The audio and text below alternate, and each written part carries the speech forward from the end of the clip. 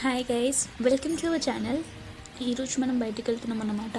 బయటకంటే ఎక్కడికో కాదండి, పప్పుగడితోటి second time టెంపుల్కి వెళ్తున్నాం అన్నమాట.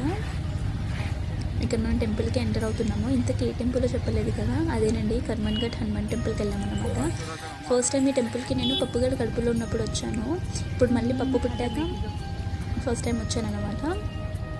సో ఇక్కడైతే మనం ఎప్పుడు వచ్చినా కానీ ఫుల్ రష్ ఉంటుంది. బయట నుంచి వెహికల్స్ అన్నీ ఇట్లా క్యూ లైన్లో కనిపించేసరికి ఎంత రష్ ఉన్నారో అని కొంచెం టెన్షన్ అయింది.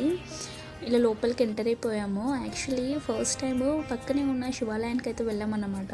సో అప్పుడు పప్పు చాలా చిన్నగా ఉండే, ఇప్పుడు కొంచెం తనకు అన్నీ ఇప్పుడిప్పుడే అన్నీ తెలుస్తూ ఉన్నాయన్నమాట.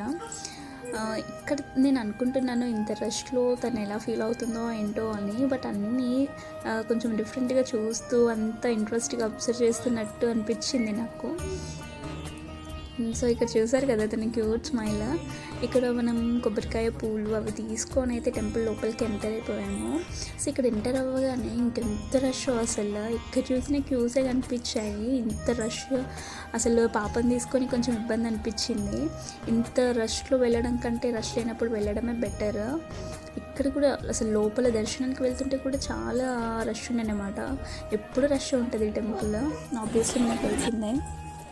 సో చిన్నపిల్లల్ని క్యారీ చేసే వాళ్ళకి ఇంకొంచెం ఇబ్బందిగా అనిపిస్తుంది అన్నమాట. ఇక్కడ లోపలికి వెళ్తున్నాం మనము.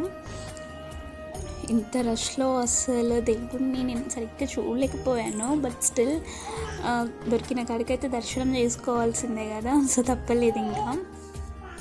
బట్ ఒక్కసారి ఇలా స్వామివారిని చూడంగానే ఎంత ప్లెజెంట్గా అనిపిస్తుందో, అసలు మొత్తం పాజిటివ్ ఎనర్జీ వచ్చేస్తుంది, మనకు ఒక పాజిటివ్ వైబ్ స్టార్ట్ అవుతుంది. ఫైనల్లీ లోపల దర్శనం అయితే అలా కంప్లీట్ అయింది. అక్కడ నుంచి ఇలా బయటికి వచ్చేసి పక్కనే ఉన్న ఆలయాలన్నింటినీ దర్శించుకుంటున్నాము.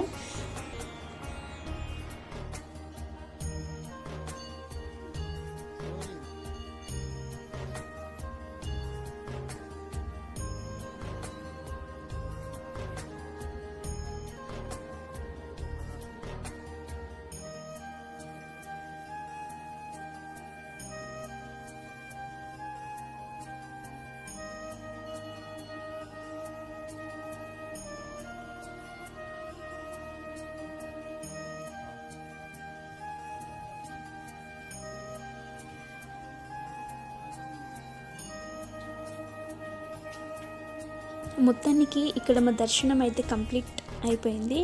అక్కడే ఇంకా కొద్దిసేపు ఉందాం అనుకున్నాము, బట్ ఒకవైపు ఎండ అండ్ ఇంత రష్లో ఉండలేక వచ్చేసాము.